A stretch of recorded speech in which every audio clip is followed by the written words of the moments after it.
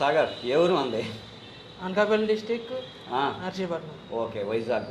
వైజాగ్ ఇప్పుడు Anakapalli district Anakapalli district. సరే, very good.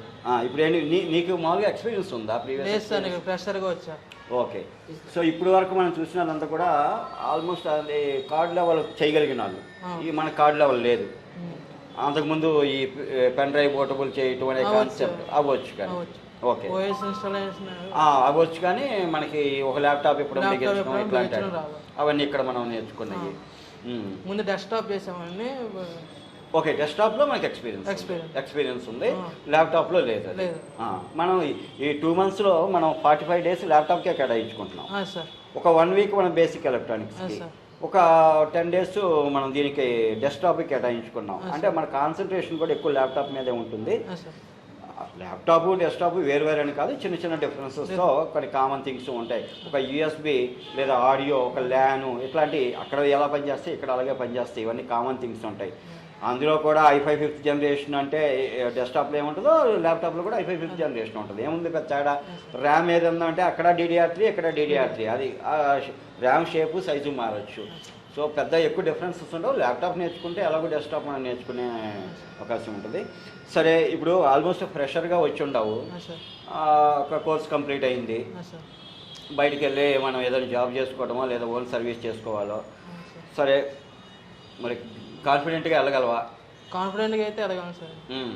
ఏమైనా షాప్ పెట్టుకోవడం కన్నా ఏమైనా కాన్ఫిడెంట్గా బయట ఒక మదర్ బోర్డు మనం ఎదురుకుండా పెట్టుకున్నాం, సార్ నో పవర్తో వచ్చింది. సో ఎలా రిపేర్ చేయాలి అనేది ఒక కంప్లీట్ క్లారిటీ ఉందా? స్టెమ్టిక్ పరంగా మొత్తం క్లారిటీగా ఉంది సార్. దాన్ని బట్టి సీక్వెన్స్ చూసుకొని ఎలాగన్నా కాన్ఫిడెన్స్ ఉంది. ఓకే, ఇప్పుడు ఒకవేళ స్టెమ్టిక్ లేదు మరి రిపేర్ చేయడం మానేలేంగా, మరి చేయాలి కదా. అంటే స్టెమ్టిక్ మీద అనుభవం ఉన్నది మదర్ బోర్డు మీద పెడితే వర్క్ అవుతుంది కదా. That is the point. ఇప్పుడు ఒక 10 బోర్డులకి 10కి స్కెమిటిక్ దొరకపోవచ్చు, కానీ స్కెమిటిక్ లేకపోతే నేను రిపేర్ చేయలేను అంటే అది నాలెడ్జ్ అనిపించుకోదు. స్కెమిటిక్ ఉన్న బోర్డు యొక్క నాలెడ్జ్ని దీని మీద అప్లై చేసుకుంటాం. అది మన నో పవర్లో ఇక్కడ ప్రాక్టికల్ కింద చేస్తాం. అన్ని బోర్డు డెల్ నుంచి లెనోవో దాకా అన్ని చేస్తాం. ఆ థియరీని different generation of motherboards మనకి ఫస్ట్, సెకండ్, థర్డ్ జనరేషన్ ఉన్నాయి. i3, i5, i7 ఉన్నాయి. ఓల్డ్ బోర్డ్స్ వచ్చినప్పటికి డ్యూయల్ కోర్ 422 ఉన్నాయి. తర్వాత 4th, 5th ఒక ప్యాటర్న్ ఫాలో అవుతుంది. 6th నుంచి 10th వరకు ఒక ప్యాటర్న్ ఫాలో అవుతుంది. కానీ మనం అన్ని అన్ని ప్యాటర్న్స్ ల్యాబ్ మదర్ బోర్డ్సే కాకుండా ప్రాక్టికల్గా ఈ కస్టమర్ బోర్డ్స్ కూడా చేసుకోవడం వల్ల మనకి ఆ బెనిఫిట్ ఏంటంటే we can go out confidently, come what may, మనకి ఏదైనా రాని నేను హ్యాండిల్ చేయగలను అనేది. So you get the confident. ఒకవేళ 2 months మన డ్యూరేషన్లో ఈ ప్రాక్టికల్ మీకు సరిపోలేదు అనుకుంటే ఒక ఎడిషనల్ ప్రాక్టికల్ అంటే ఒక 2 నుంచి 4 weeks మీరు ఇక్కడ ల్యాబ్లో నాకు అసిస్ట్ చేస్తూ కూడా కూర్చోవచ్చు. అలాంటి అవకాశం కూడా మేము కల్పిస్తుంటాం.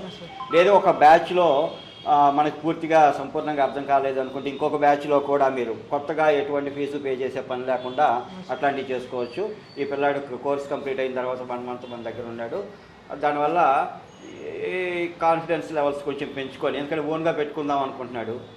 అది కూడా మళ్ళీ వైజాగ్ లాంటి ఏరియాకి వెళ్తున్నాడు, అనకాపల్లి. అక్కడ ఎవరు సీనియర్స్ ఎవరు ఉండరు, సపోర్ట్ ఉండదు. ఏదైనా ఉంటే సపోర్టు ఇక్కడే మనకు ఆ కాన్ఫిడెన్స్ తీసుకొని అక్కడికి వెళ్ళాల్సి ఉంటుంది.